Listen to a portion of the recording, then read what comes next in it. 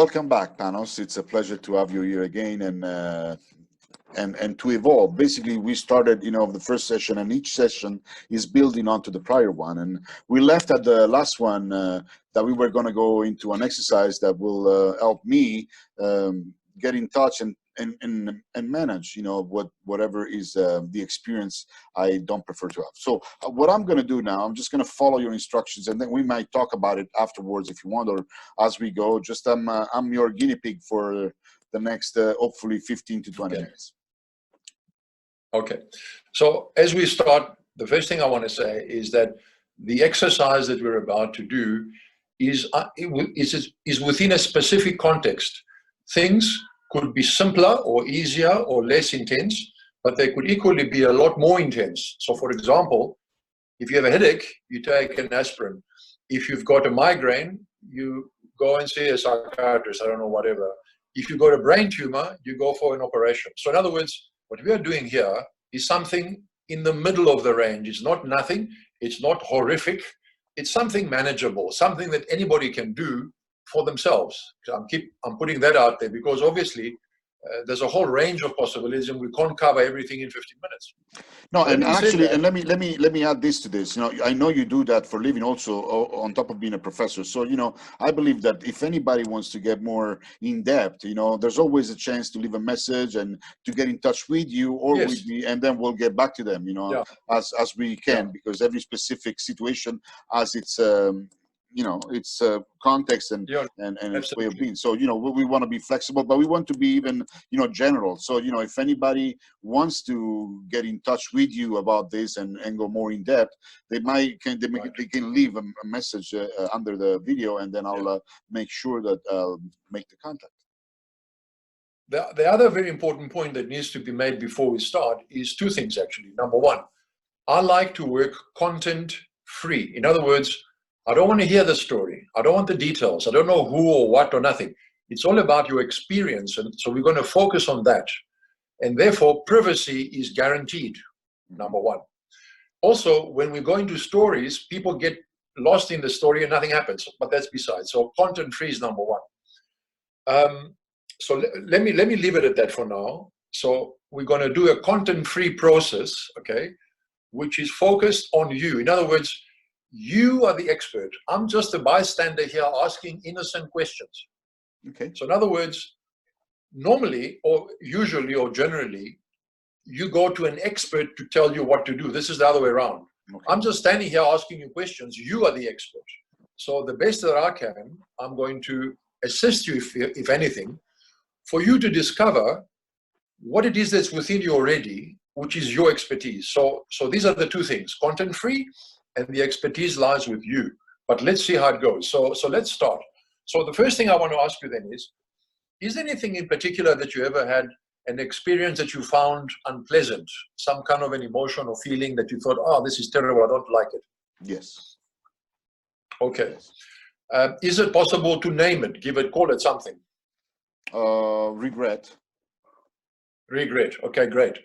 And then also for us to understand each other on a scale of 10, when you think about this, whatever it is in your mind that causes this feeling of regret, how much of the feeling do you have now on a scale of 10? 10 is a lot.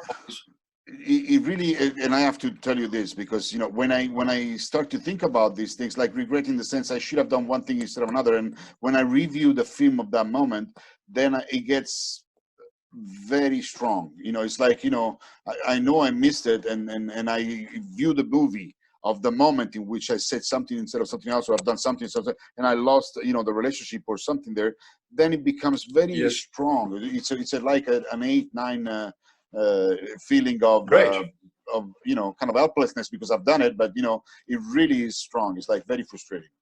Okay. Now, again, just as a comment on what you've said, okay, this feeling of regret, as we're talking about it, came up because I asked you a question, you thought about something that happened, the feeling of regret came along. In other words, it's something that arose because of an event. Yes. There are different kinds of feelings that simply will not let us go. You might, and I'm not saying this is one of them, in other situations, you may find somebody, which I've had, and I'm sure you might have had too, you get this feeling that's with you for years, sometimes months, whatever it is. we're not dealing with one of those, but nevertheless, let's continue with your example, all right? So this feeling of regret, okay, where do you feel it? Where is it in your body? It's a crunching of the body. When I view the movie, I become smaller. I don't know how to really define it, but it really crunches everything in my body. It makes me feel like I'm a little child in some ways. It's kind of a regression. Okay. A regression. I don't know. Got you. So the way you're talking about it, okay, implies a physiology that you are not displaying at the moment. Is that correct? Yes, correct. You're not demonstrating the physiology, you're talking about it, okay? Right. So if you wanted to demonstrate to me, to show me, in other words, if I was with you physically and you wanted to show me, how would your body look like under the influence of this feeling? Would it be, like this? Will you crunch up, or how would you go? Contracted, like the face would be contracted, like when you miss a shot, or when you you go close to something but then you miss it. It's like, really, it's a mix of frustration and pain. Okay, so is there a part in your body where this feeling is the most intense? Yeah, I think it's really the upper shoulder and my neck. It's like really here, Okay, so it's in this part of the body. Okay, cool. Yeah. Now, let me just test a few things here, right? Is this feeling familiar? Have you had this feeling before? Yeah. Oh, yeah. Very familiar. Okay. So for the first time, the first approach to this thing, we're going to explore, because you've had it before, right? Yeah. I'm going to ask you like this. Do you remember when is the very, very first time you might have had this feeling? There's one time that comes to mind, but probably it's not the first, but I was like 6 or 5, I don't know if it's the first, but when you said it, there was a time that boom came up. Take a moment. Just take a moment. If you think of a previous time, think of that, and then ask that Davide, whatever age he was, if he remembers another Davide earlier who had the same feeling. Mm. Yeah. What happened? You want to know the story of what happened? No. I just want to know more or less the age of the person who you were at that time. I think it was like 2 or 3, and it was like it was a kind of some kind of rejection, I would say. Yeah. Okay, great. Now 2 or 3 is very early. Agreed. Mm-hmm. Yep. Agreed. Yeah. 2 or 3 is very early. Now, what is important to know is that memories before the age of 2 or 1 and so on are not necessarily visual. It's a feeling that is retained rather than the actual movie. You know what I mean? But 2 or 3 is it's kind of on the borderline. So if I were to ask you that, first of all, was that little guy also called Davide, or they call them Davi or some other name? Was Dave. it Davide? My mom used to call me Dave. Dave, right? Okay, so it's important because if you call him Davide, he won't know what you're saying. Mm. So if he is Dave and he's 2 or 3 years old, right? In your mind, when you see him, okay, here's the challenge now. Imagine if you could appear in his world, like coming from the future, as it were, okay? But it has to be in a way that is acceptable to him. I don't know, you may appear as a rabbit, I don't care, or a bird, or a dog, or who knows, a fairy godmother, you decide, okay? Okay. But it must be appropriate to him. Yeah. Okay?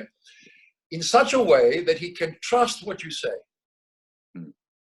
Is it possible? Can you imagine such a thing? Yeah, see, at that time I used to talk with dogs, and they used to listen to me. So I think there was some Fantastic. kind of good connection with that animal. You can decide that, right? The idea is, I'll give you the scenario first. You're going to go and try it. You're going to give me feedback, and then we'll see what happens. All right. Yeah. So the scenario goes like this. In the space in which this little Dave guy is living, he's having a problem. Okay. Clearly, to him, that's an enormous problem. So the first thing you need to inform him about is that, listen here, whatever this is, you will survive. How do I know? It's because I'm already from the future. I'm the proof that you survive. So you must know that. Secondly, whatever resources he needs in terms of behavior, maybe he wants a friend, maybe he wants a dog, maybe he just wants a hug. Come here, my boy, don't worry, any comfort. So the first thing is reassurance, you will survive. The second is physical comfort, whether a hug or whatever. The third is a present, like a memory, a memento, a sort of a gift from the future for you to know that what happened is real. Remember, all this is in your mind. So you can give him a diamond, you can give him an elephant, you can give him a rocket. It's mental, anything goes, right? And so these are the 3 steps. First, reassurance, listen. Well, first, trust, actually. You appear, the guy must trust you in a way that he feels appropriate. Second, I've come here to deliver a message from the future. The message is, no matter what, you will survive. Third, whatever comfort he needs, physical hug or whatever it is. The third one is a gift, something that he can enrich his life with. Okay? 4 things: trust, reassurance, comfort, and then finally the gift. Am I saying it clearly? Yeah. Okay. So I'm going to give you 2 minutes now. Go inside your mind. You don't have to say anything mentally, right? First of all, see which way you're going to approach him. Are you going to approach him from the left, from the right? Are you going to come from above? How? Make sure the approach is appropriate for him, because if he's 3 years old, he's a certain height. You can't just come from above and dominate him, right? You'd have to come eye to eye so that he can look at you and feel connected. You understand what I'm saying? Sure. Okay, so I'm going to give you 2 minutes. You do that. When you're done, come back and let's have some feedback. So let me put the video on pause and then we'll start from the feedback, okay? Just a second. Yes, fine, no problem. Okay, I'm back. All righty. Welcome back. What happened? Well, it took me a little bit to enter the story. I didn't go right in, but then yes. I arrived as a dog and I was just laying down and Dave basically was actually coming and pet me, just kind of he was the one initiating the relationship, and so I was there and okay. and then from below basically I whispered, I have a message for you, are you willing to hear? And he got pretty excited, about it and when I talked to him, it was more like it was listening and looking at me, kind of there was excitement because a dog was talking, and that was kind of the beautiful part of it. How cool is that? Yeah. But then it was kind of silent during my message, by saying, you're gonna make it. It's gonna be all right. Whatever is happening now, you will see that again and again. But know that you'll get through, and you become stronger as you get through. And I didn't see much expressions on his face, and then I left a gift. I left a gift, and the gift was the key of my house now. And said, oh, wow. know that when you're going to be 52, you're going to have this house. It's coming. So, yeah. It's waiting for you, in some ways. So don't worry about everything that goes on in between, but the house is there. You're going to be all right. Yeah. Okay. Yeah. So when you were about to leave the guy, how was he feeling? I think he was reflecting. It was in wonderment. Okay. It was still in wonderment about the whole story. It was quite fast to be something relaxed. And I think he had the desire, to be with the dog a little more, because the first thing that he was doing was petting the dog and being with the dog on the ground, so that was kind of the first experience he had. And I think, when I left at the end, it was more like I saw somewhat of receiving it, though, receiving the message in the sense, okay, I will make it. I saw that in his face. I didn't see much, jumping up and down or around as I used to be. I was jumpy, but it was very deep. It was very silent, but it was receiving it. And the key, the key was actually something that he could hang on to. Yeah. You spoke to him. The medium of communication was words. You told him, don't worry, the future this, the house is waiting and all that. What would happen, I'm asking, if you were to, let's say, pick him up, as it were, and fly up and higher so that he can see into the future? He can see into the future so that he can see the house, not just hear about it. In other words, going from auditory to visual, what would happen? Yeah, but not to see the stuff in between though, because he would be discouraged if No. he sees the stuff in between. Yes, exactly, exactly. True. Very important. Yes, yes, yes, yes. Okay, just Yes. where Oh, it exactly, is right exactly, now. Okay, exactly, okay. So exactly. it would So be just try that quickly. no, Just see no. what happens. I can see it because I'm pretty connected to that kid, you know. And what I would Uh-huh. see is really like not accomplishment, but like, you know, incredible unbelief of how beautiful, you know, it turned out, you know, with the kids and all that, and the Right. house and everything in between, you know. It's like that kid didn't know that all these you know, like 4 kids and like the whole outside and the house and the whole thing could have been easy, you know. He didn't think that. He didn't think that he could have Yes. gotten in a social family, in a family like that he created for himself, you know. And Yes. I think that was And the biggest surprise and also, you know, relief. okay. So the last thing I want you to leave him with finally at the end of it all is let him know that through his discomfort of feeling in a certain way, that is how he managed to get in touch with you. That was the ringing tone that got you to go and help him. So in other words, he must know that the feeling that he felt is not a bad feeling. It's the way that he uses to call you Okay. to get help. Okay. So reframe that for him. Okay. Yeah. What's funny, he seems to be satisfied and not he doesn't want to spoil the thing, you know. Yes. There is a lot of trust, you know, between me and him right Ah, now. okay. Yet, you know, Well, you I need to, yes, you're the expert, remember. yeah.